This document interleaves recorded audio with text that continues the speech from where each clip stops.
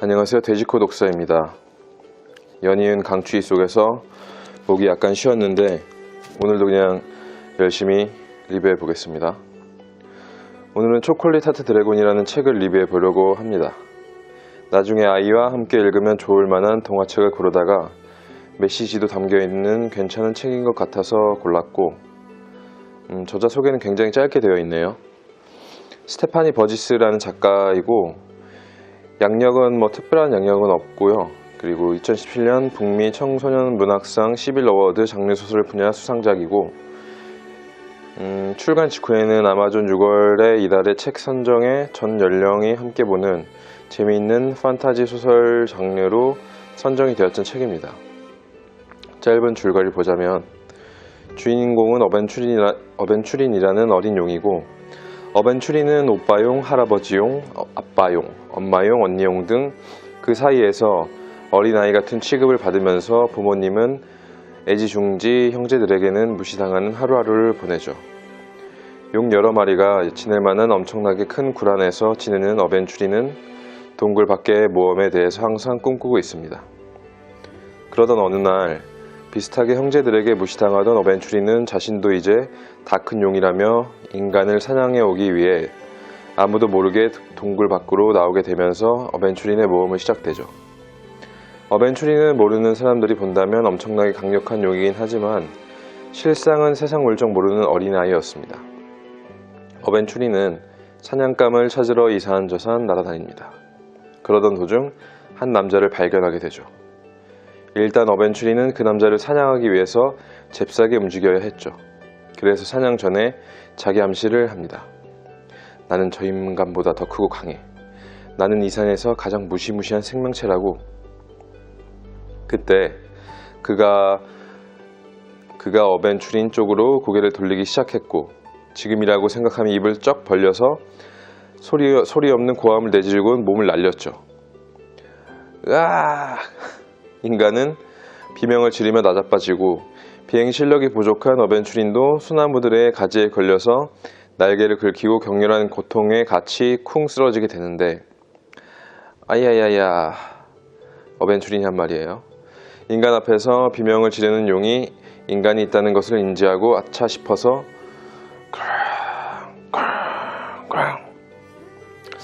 용 소리 내기 힘드네요. 그때 너무나 달콤하고 감미롭고 달달하고 이국적인 향, 자신의 코 밑에서 너무나 농밀하고 자욱하게 피어오르는 향을 맡으며 그 음식 쪽으로 신속하게 고개를 돌렸죠. 그것은 초콜릿이었고, 세상 물정 모르는 용 한 마리가 인간에게 속아서 그것을 받아먹었고 그대로 잠이 들어 버렸습니다. 초콜릿을 만들고 있던 남자는 요리 마법사였고, 핫초콜릿 하나로 용은 용에서 사람으로 바뀌어 버렸어요. 요리 마법사는 어벤추린에게 간략하게 살아남을 수 있는 방법을 설명해 주었어요. 큰 도시로 가서 도제로 사는 것이 제일 좋은 방법이라고. 여기서 자신의 처지를 비관하고 그냥 그대로 주저앉았다면 아무 일도 일어나지 않았겠지만, 어벤추린은 자신이 해야 할 일이 무엇인지, 그리고 초콜릿을 먹은 후 사람이 되어서 생각이 났죠. 초콜릿의 맛집의 도제가 되겠다고. 참고로 도제는 장인이 되기 전 밑에서 조수처럼 일하는 사람을 말합니다. 도시에 도착해 3대 초콜릿 맛집을 찾아다녔고, 3군데 중 2군데는 자신이 생각한 그 맛의 맛집이 아니었고, 마지막 집을 찾아 나서는데 그곳은 미친 여자의 공방으로 유명한 초콜릿 하트라는 공방이었죠. 들어가기 전 공방의 분위기가 심상치 않았고, 공방 안에 도제의 잘못된 행동들로 인해서 큰 소란이 벌어지고 있었어요. 이때 모두들 밖에서 그것도 멀리서 지켜보았고, 어벤추린은 용의 추진력을 보여주면서 당당하게 들어가서 미친 여자가 물어봤어요. 그래서 대답합니다. 누구냐 너? 저는 당신의 새로운 도제예요 라고 말이죠. 이 글에서 보면 부자의 마인드를 저는 엿볼 수가 있었는데, 남들이 하지 않은 일을 누구보다 먼저 하는 것이, 이것이 부자들이 하는 행동 중 하나죠. 아니면 어벤추린이 그냥 세상 물정을 잘 모르는 용이어서 그럴 수도 있겠고, 아니면 용의 정신을 가져서 그랬을 수도 있겠죠. 그래서 이 글에서 하고 싶은 말은 내가 용이다, 내가 용이다 그런 생각을 가지고 어떤 행동들을, 남들이 하지 않은 행동들을 하라는 그런 말이지 않을까 싶어요. 그렇게 어렵게 도제가 된 어벤추린은 친구와 함께 손님 없이 파리만 날리던 초콜릿 공방에서 그 나라의 국왕과 그 가족들이 찾아올 수 있게 좋은 영향을 끼쳤고, 우여곡절 끝에 국왕이 찾아왔을 때 그 맛있는 핫초콜릿 한 잔을 만들어서 대접했지만 큰일이 일어나기 직전이었죠.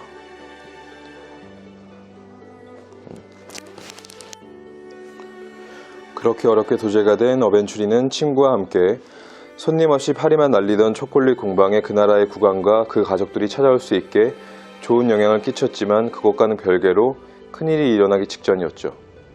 바로 어벤추린의 가족들이 찾아온 것입니다. 가족들은 어벤추린이 사람으로 변한 것도 모르고 어벤추린의 냄새를 맡고 어벤추린이 있는 도시로 날아오고 있었죠.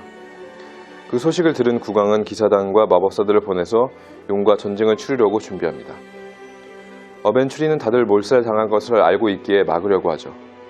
왕에게 찾아가 사람의 몸으로 용의 정신을 가지고 전에는 이해하지 못했었던 사람의 마음과 용의 마음을 동시에 이해하면서 왕에게 공격을 하면 안 된다고 여차저차하여 설득을 하게 되고, 가족들과의 대화를 위해서 도시에서 제일 높은 시계탑 꼭대기로 가게 됩니다.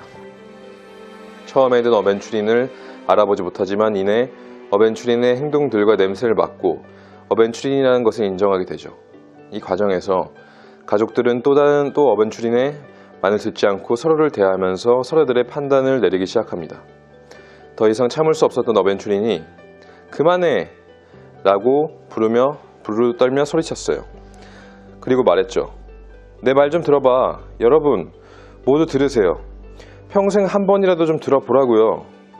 주먹을 불끈 쥔 채 숨을 헐떡이며 그들을 노려보면서 나는 망가지지 않았어요. 못 쓰게 된 것도 아니에요.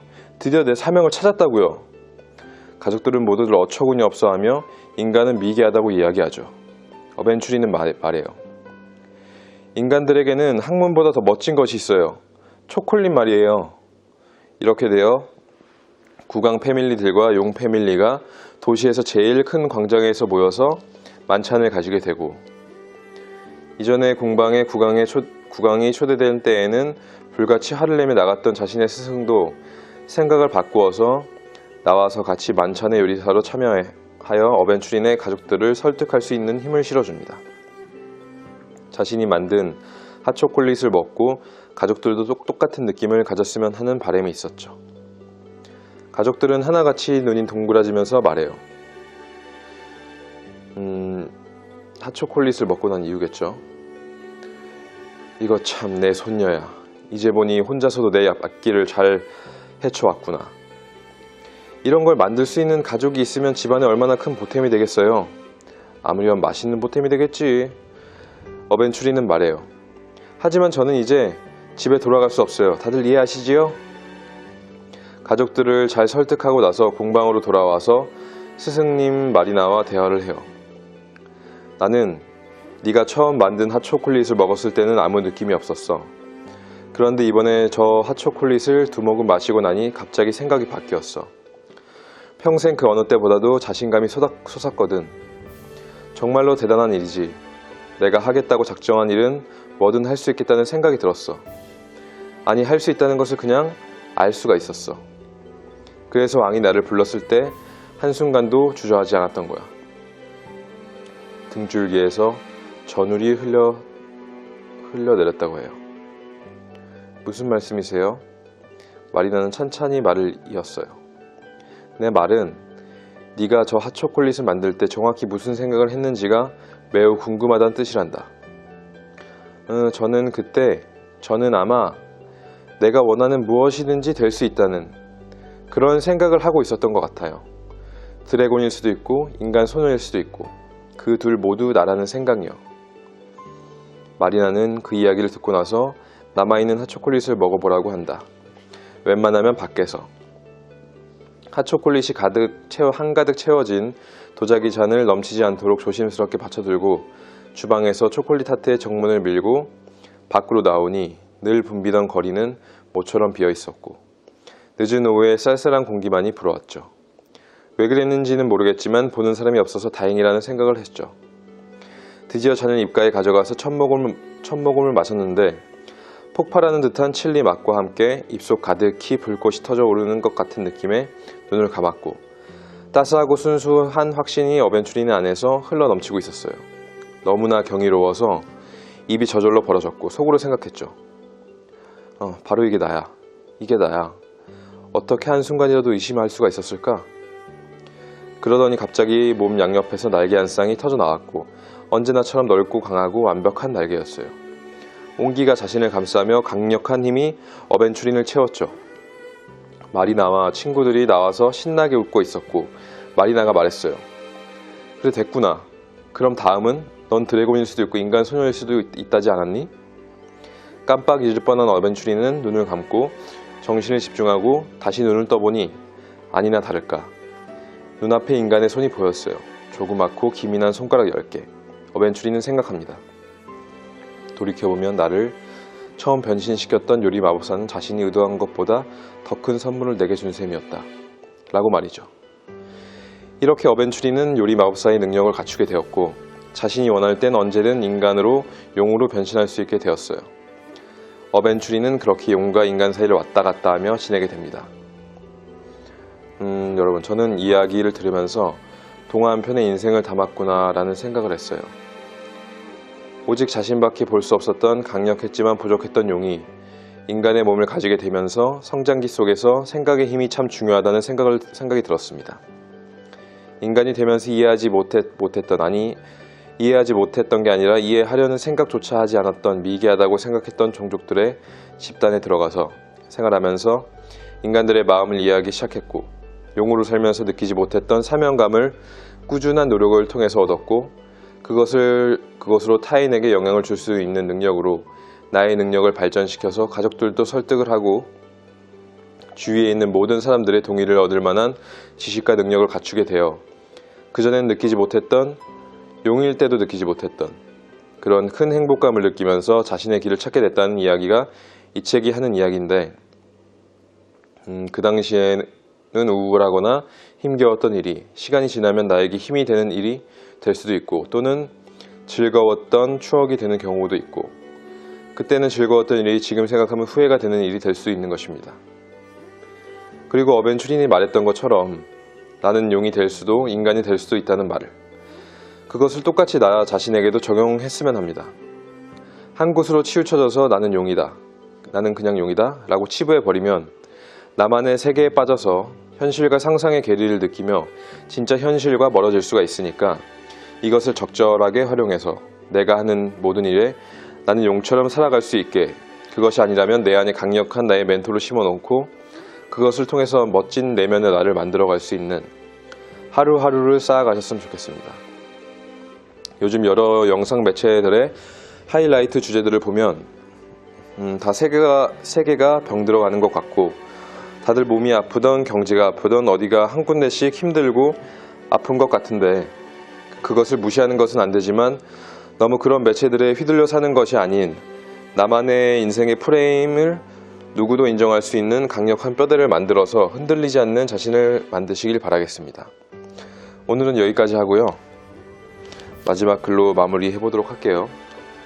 제목 나는 용 나는 용 나는 인간 나는 세계 최고 독서가 나는 세계 최고 강연가 나는 세계 최고 동기부여가 나는 좋은 남편 좋은 아빠 좋은 아들 좋은 사위 나는 행복한 웃음 폭탄 인간 나는 강력한 용 강력한 인간 누구나 될 수 있어.